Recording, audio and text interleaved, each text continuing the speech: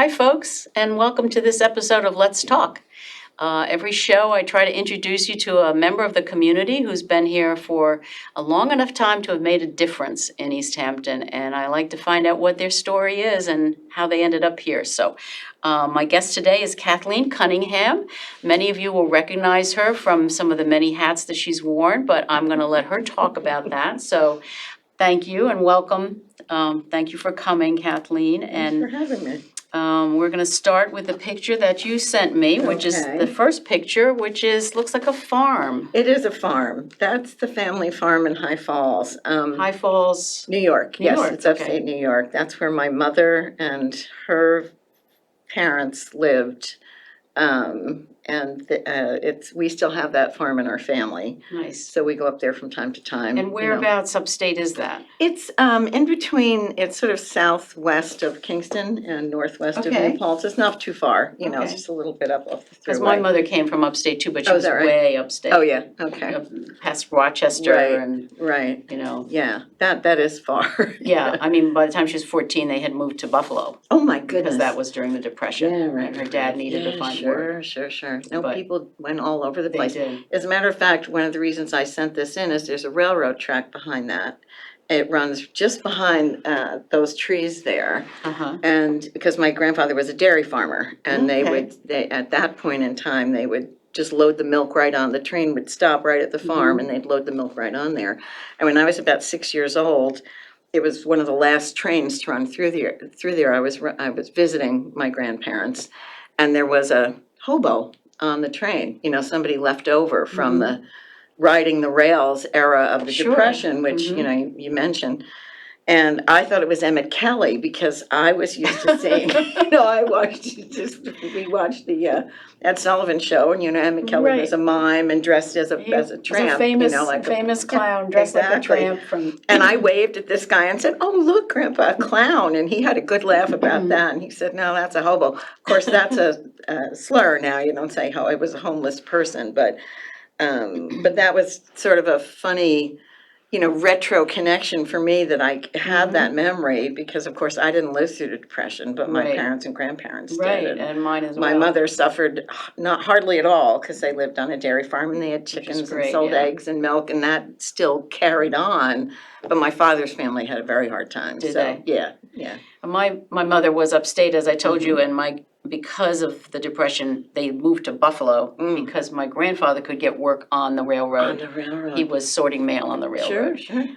My People did whatever they could, right? Right. Yeah. My father grew up here, and he remembers how bad it was here, that he was, although they could get fish and, live off the sea and the land to some extent, he remembers having, crackers for dinner. Sure, There were yeah, times when yeah. there just was nothing. There just was so. nothing to have. Yeah, Hard for us to imagine. It you is, know, it but is, Of course, but- we heard all about it when we were kids growing up. That's true. Yes.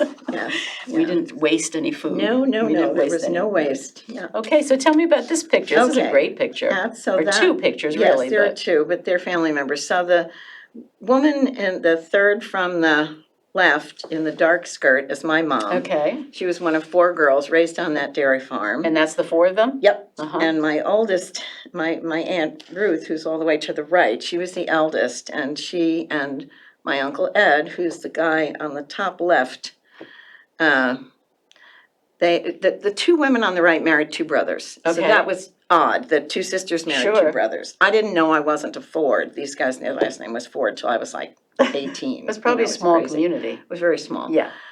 But all 3 of my uncles, Ed, Bill, and John, were in World War II. And John, the middleman, flew 68 sorties during his service in the Air Force and was on D-Day and flew for 3 whole days. Wow. Supporting in advance and on D-Day and then the day after. So World War II and the Depression shaped our family and our family values in really profound ways. Sure. And it's why I bring that photo. My dad was in the Navy, but he was younger, so he got in at the tail end and he served in the Pacific and he was a radio man, but things had the tide had turned more by the time he signed up. But these guys were literally, my Uncle Bill on the right, he was my godfather. He was in the trenches in France and you know, we had a moment when my Aunt Ruth turned 80 and we were all together and we got to talk to them about the war, which they had never discussed before, never. And the three of them talked about their experiences, which My was father was profound. very young too. He went in when he was 18, but it was the Right. last 2 years of the war. Same. But he got dropped into the Battle of the Bulge. Oh, dear heaven. Yes, so he didn't have it so easy. Oh, my gosh. Yeah. I just watched Band of Brothers on Memorial Day weekend. That Easy Company, the 101st Airborne. Oh, my goodness gracious. Yeah, that he was in is the just infantry and they woey. were Yeah, that's all tough. young guys in his sure. division. They called them the diaper division because the other 'cause guys they had were been there new, for right? a long time, and there were these 18-year-olds Sure. coming in, you know. Freshly So scrubbed, yeah. it's Oh my horrible to gosh. think what- about. But it's such a formative experience, you Yes. know. It was such a formative experience, and that impressed me and at least my older brother. I have two younger brothers, and one of them is. And you all lived in the same community? No, we visited up there. I lived Okay. in the Babylon area. That's where I grew up. My Babylon? mother, yeah, Long Island? yes, yeah. Okay. I grew up on Long Island, but my mother, we would go upstate all the time, and we still have the Sure. house. So that was, you know, that was our homestead. Uh-huh. You know, even though we had a house here Sure. on Long Island. Yeah.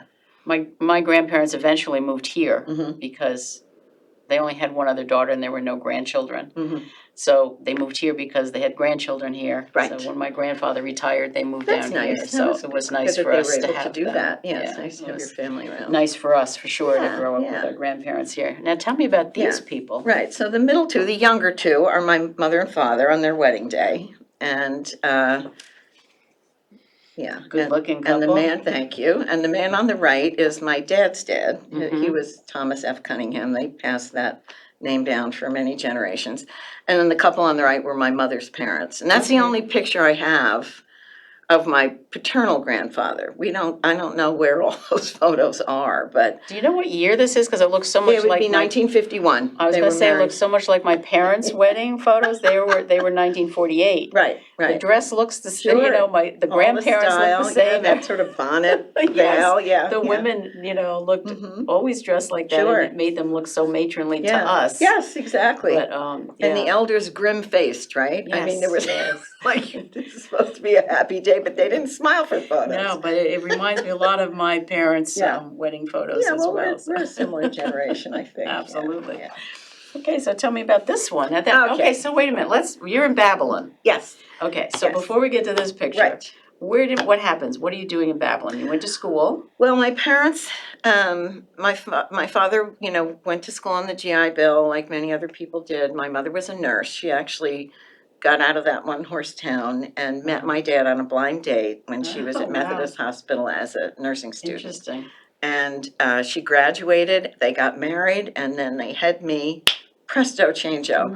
In fact, she used to joke she was so glad that I didn't come early, because back then people would talk, you know, and I was 9 months on the nose, so she was always grateful to me for that. But they found a house in North Babylon along with, you know, a bunch of the other GIs, and I was part of that baby boom. Little Sure. Cape Cod, grew up in a neighborhood full of kids my age.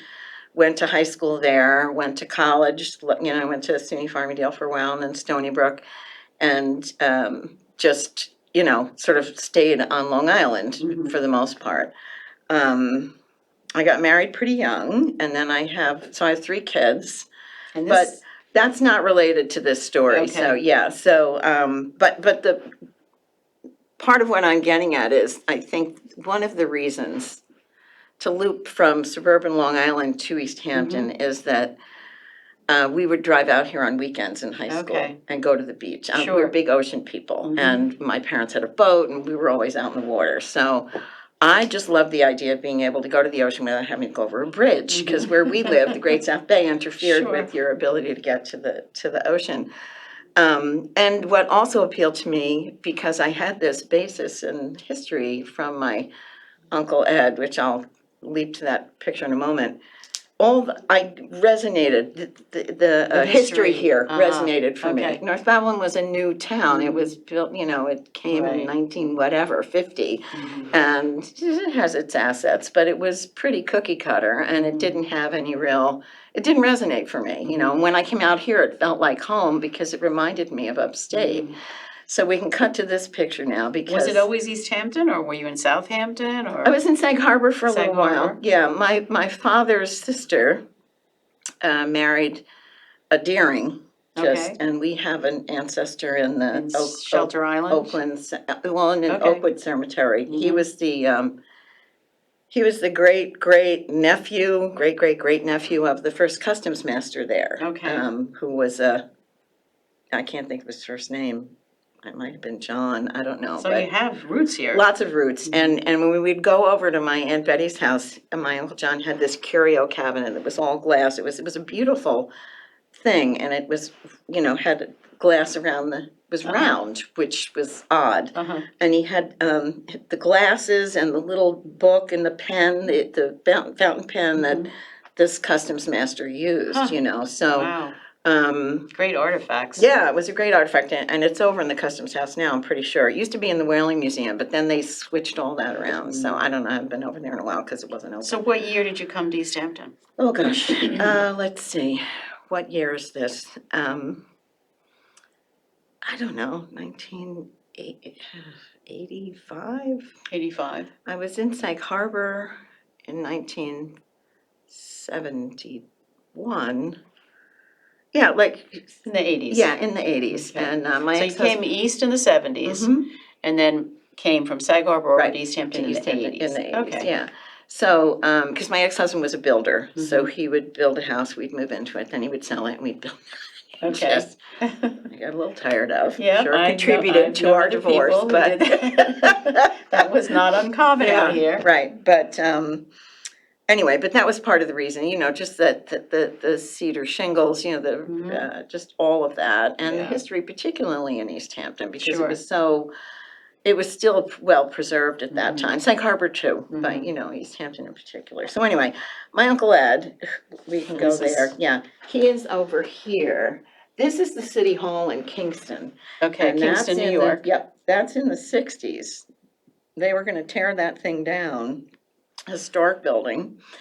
And he and my Aunt Ruth, who's the eldest of my mother's sisters, formed an organization called the Friends of Historic Kingston, and they mounted an offense to preserve the building, and they were successful. Okay. So those two were much more of a role model for me. My parents were great people, but they were, But not you as- identified with this. Identified more with that. Yeah, my Saving- mother was a community activist, and my father was a smart guy, and Yeah. had his opinions. But Makes sense. this resonated for me. And we'd go upstate, for a weekend and go to like the Old Stone House tour and think we were really hitting it big. Yeah. So it was. That's great. History has always been a big part of my life. That's so great. Yeah. I love that. Yeah.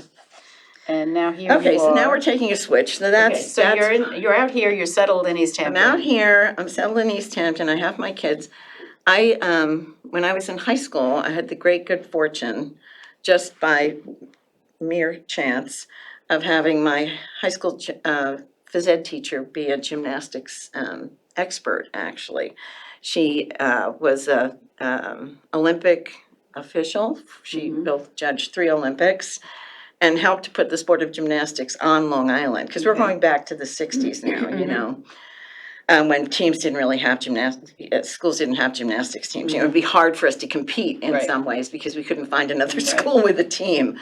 But Marilyn Cross is her name, and she went on to be in several halls of fame for sports halls of fame.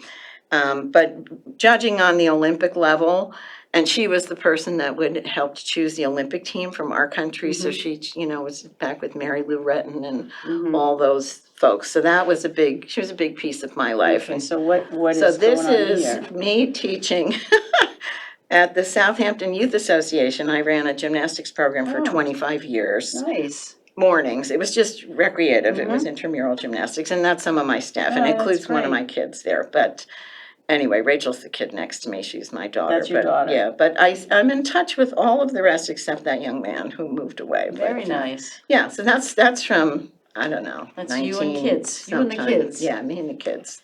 And what's this So about? that's like Mohonk. That's a big part of our family history. My grandfather ran the, like the Mohawk Mountain House is up in the Catskills. It's not too far from where we live. We can just go right over a road called Mountain Rest. We get there in like 10 minutes. And he ran the transportation department. We actually have some of the records of his, and his father, who also worked there, like from the late 1800s, when they had their payment records that we were able to get, which was a fun thing. I saw that and I thought, oh, I'll print this.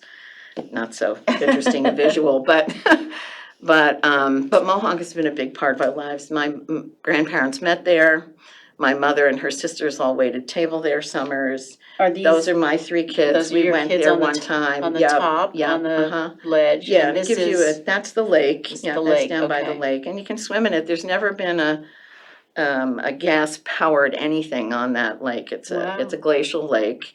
The Smiley family started it. They were Quakers, and it was all for outdoor activity. Anyway, it's still family run, beautiful. which is amazing because it was built in the middle 1800s. Do you still go up there? Yeah, when I can afford it. It's a lot more expensive now. Like everything. Yeah, you can go over for a day trip. Occasionally, we'll go over for a day trip, which is fun. Okay, let's see what this one is. Okay, Oh, this this is my looks other familiar. thing. Now Yes. we're out east again. Now we're out east again. Yeah, this is Hayground School.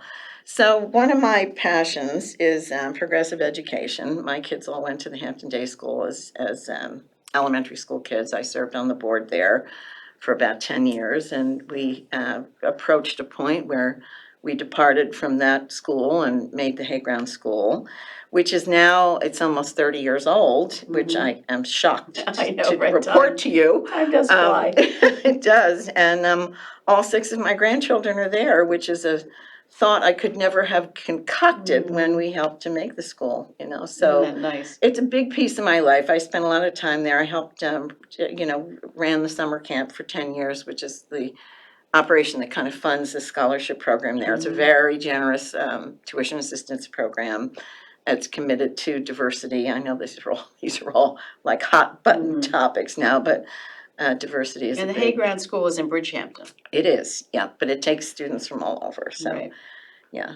It's a beautiful campus. It's I a know. lovely campus. We're so You know lucky, who and did that the Bill King sculpture? did the sculpture and Okay. donated it to us, which was Very really nice. sweet, yeah. Yeah. He was an early supporter. And he's yeah. one of the sculptors out here at LTV, That's right, that's right, Those yeah, are his yeah, his sculptures yeah, too. yeah, I love yeah. his work. There's a big emphasis on art at this school, which we really feel is, an important expression and things that are first to be cut in public school education sometimes when budgets get tight. It's a art beautiful and picture, music. too, Yeah. of the- Thanks, of yeah, I the took it school. from the website. I hope everybody's okay with that. It's on my photo. Okay, now, this must be your family. That's my family. I'm Okay, so tell me proud of about my your family. family. Yeah, so that top group of kids, of course, we lost Andrew, sadly.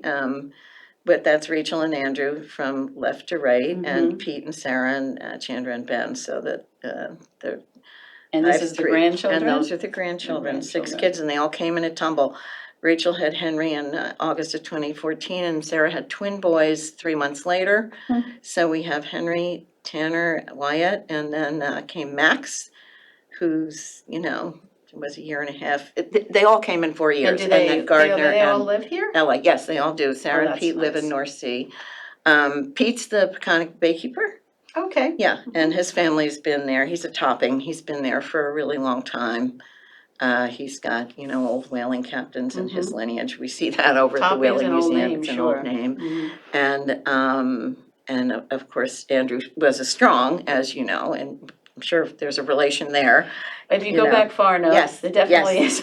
Yeah, he did, because when he was running for town justice that year, he did do some research, because people were accusing him of being an interloper. Right. He said, I'm sure we're related somewhere. Definitely related. Just way back, yeah. Actually, for the elder John Strong, the first one that Yes. arrived in 1640, had 18 children. Oh, my gosh. Well, So then. there are 18 branches of the family in the country. He had 3 wives. The Yes. women didn't They didn't survive. last. They didn't And so, last, yeah. they kept marrying and Right. had more children. That's for sure. So there are Holy 18 moly. branches of the family, and Yeah, so that's crazy. wherever he grew up, that's where one Yes, branch. one of them ended up, yeah. Yeah. It was in Chicago, in a suburb of Chicago. But if we go back far enough, we all Yes, come from Elder John Strong. Exactly, yeah. And Ben and Chandra moved to Maine about 6 years ago. They used to have a organic tree care and gardening business here, but they were one of the people that got pinched with the It just became too expensive for them to live here, so they had to move Yeah, north. that's hard. Yeah. It's hard. It's hard for our And kids. it's far away, so It we is don't see far them away. that much, yeah. Unfortunately, all mine are here except the one in Pennsylvania, Yeah, which yeah. isn't quite as far as Maine. Right. But still, Yeah, you no, have to go you through feel New it. York You City feel it. to get That's to right. it, and that's I know. that's That's the challenge, the right? hard part is Yeah. going through New York City to get there. So, in that respect, Maine is nice because you can jump on the ferry. Right. Yeah, and- no, that helps, and it yeah. does take a little of the pressure off, Yeah, though it's not the driving. cheap. It's not yeah, cheap, but the driving, Right. you can save a little bit on the Right. driving. Okay, so tell me about this. Now, you're very Okay, active in well, East that's- Hampton, yes. and that's what we want to talk about. Right. What do you do in East Hampton now? Well, I like to credit my activism to my Aunt Ruth and my Uncle Ed. My Aunt Ruth was a founding member of the NAACP in Kingston, which Okay. back then was a thing. Mhm. And they, of course, made the Historical Society. So they, I can remember being around the dinner table as a younger person and just hearing about what you had to do as a grown-up, and they were the ones that were most active in that arena.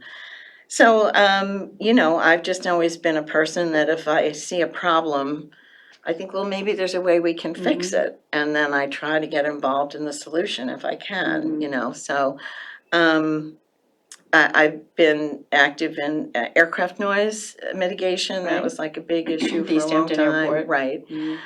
Which is, been a contentious issue, and that's been over a 25-year effort. It might even be close to 30 at this point. But I, have been, and I'm the executive director of the Village Preservation Society, which you also know, but so that resonates for me because there's active work to be done there to help Right. maintain our community in a recognizable And I think way. the first time I met you was through the Healthcare Foundation. Oh, it may well have been. The Yeah, very 'cause the beginning, I VPS was on the board Yes, and you were helping with I was doing Sheila Rogers' job before they Exactly. had money to hire her. and that's where I first met you. That's right, I forgot that. I forgot about that. Yeah, the VPS created the East Hampton Healthcare Right. Foundation, and during the transition, where they became a bona fide organization, and actually much bigger than VPS is now, I, got the donuts for the meeting Right, and took the I minutes and remember did it. all that kind of I remember our stuff. meetings Yeah, at, yeah, trying to think yeah. of the name of the, Munson? Oh, yeah, Larry Munson. yes, Larry Munson on, Jerry DeCoste, Bob Lawhead, Henry Murray, who we Yes, just lost, yes. sadly, Jack Kennedy. Yep, they were all on the those original guys. board, Oh, and I yeah, was on the sure. original Yeah, board, yeah, so I yeah. knew all of them. Yeah, and, no, I remember Larry being so happy to have Yes. a woman. I Yeah. remember him saying, oh, and here comes a bright smile. But anyway, it caused me to, all of these efforts would bring me before a town or village board, Right, and this looks like a town board meeting. It is a town board meeting, yeah, someone sent me that picture, and I thought, okay, well, that's about right, it's not a flattering shot, but that's me with my mouth open. Yeah. And explaining a problem, holding my reading glasses or whatever else. But on So- this bottom picture, Yeah. you're being sworn in, so Right, you're that's just true. not. So then at some point, I was asked by the town board, it was during the Cantwell administration, actually, to serve on the planning board, to become a planning board member. And that was a great privilege. The planning board, I think, is one of those boards, and the zoning board of appeals in particular, really have an impact on the community because they get to the nitty-gritty of applications that come before subdivisions, making sure that all the, the boxes are checked for environmental, impacts, et cetera, and so forth. So that was a great honor. And I served for 7 years, and 3 of those as the vice chair, which was nice. And then I was asked to chair the Architectural Review Board, which I did I served on there for 3 years, and I chaired it for 2. And that was great work, but when my term came to an end, I was asked to re-up, but I politely declined because I just thought it's time for someone else to move into this Right. position. 10 years of public service to Right. the community that's a good chunk of change. And I felt like I'd done as much as I could, in that arena, so. What's interesting to me Uh-huh. with you is that even paid positions for you have been a type of community service. They've always been something that, contributed to the community. So tell me about the Village Preservation Society, which I know has been your main thing in the last, right. how many years? Right, 20 oh gosh, years or it's over whatever, 20, 30 it's years? almost 30, yeah. So tell me what they do and, they still want to do that they haven't Sure. done? Well, the Village Preservation Society was born out of an effort to preserve the Gardner Brown House. The neighbors surrounding that property, when they learned back in 1982 that the mayor at the time was considering paving that, taking that down and Right. paving it over. It had, in fairness, it had fallen into disrepair. It needed a lot of work. And people needed more parking in the village. They Right. thought they would, pave paradise and put in a parking lot. Right. So our group got together, pushed against that, preserved the house, brokered the deal, because this is one of the things that always confounds me, but they didn't want the physical plant. They didn't want it to go away, but they didn't want to take care of it. So they brokered the deal because the LVIS was looking for a Right. home, and they brokered the deal so the LVIS could Right. take that building. And I think there was some financial help, but I couldn't swear to that. So since then, you've been very involved, the society has been very involved in preserving Yes. or, what's the right word? Working toward preserving, because obviously you can't change the code. but- Promoting and helping the community.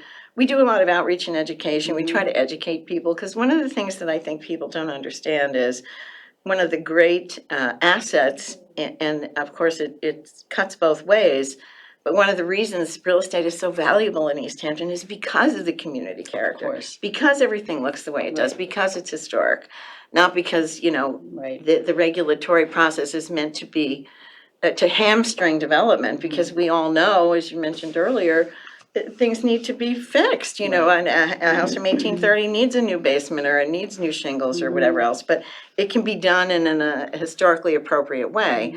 So that's part of what we've been, we were instrumental in getting the Ocean Avenue Historic District made back, it was Andre Dean, God bless her and rest her soul. She marched up and down the street and got that taken care of.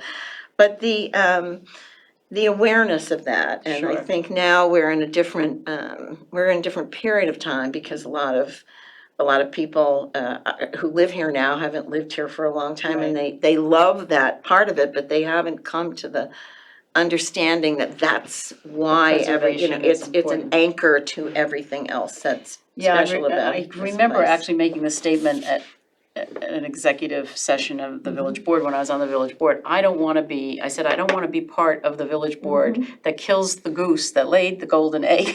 We use that phrase all the time. And that's, so true, you have to be so careful that, you don't allow progress to ruin what you Well, have. I think that's what people are feeling now, is that there's been too much stepping on the brake. And as you probably know, the Village Comprehensive Plan is being updated. Right. So we're trying to have an active role in that, and we're hopeful, because most of the public work sessions where people get to talk about what their concerns are, identify the historic character of the community as being their top concern. So, we have reason to be hopeful. Well, I think it's great work, and I really appreciate what you do and what the Preservation Society does, for sure. Well, thanks. I feel lucky that I can do that work. Yeah, I think it's great. I do want to, our time is up now. Oh, but is I it do wanna already? Oh, my end- I gosh. know, I told you it goes very fast. There's always so much to talk about, but I love to ask my guests the question that James Lipton asked at the end of Inside the Actors Studio. I don't know if you ever watched that show. Oh, gosh, yes, I haven't thought of it in so long. My favorite question was, if God exists or if heaven exists, what would you like to hear God say when you get to the pearly gates? I think I'd like him to say, you were a good mom, and you served your family and your community well. And I think you did. Thank you. I think he will agree with all of that, so. Well, thanks very much. So Kathy, thank you so much for joining me today. I really it's been such a appreciate pleasure. your Thanks for time having me. and I appreciate you coming and sharing your life with us today. And I thank my sponsors, Whalen and Filer Attorneys of Amagansett. And I thank the LTV staff here for allowing us to do community broadcasting right here on the East End, bringing public service to the East End. So LTV. yes, LTV is great. We love LTV. So thank you so much for joining us, and please join in again for the next episode of Let's Talk.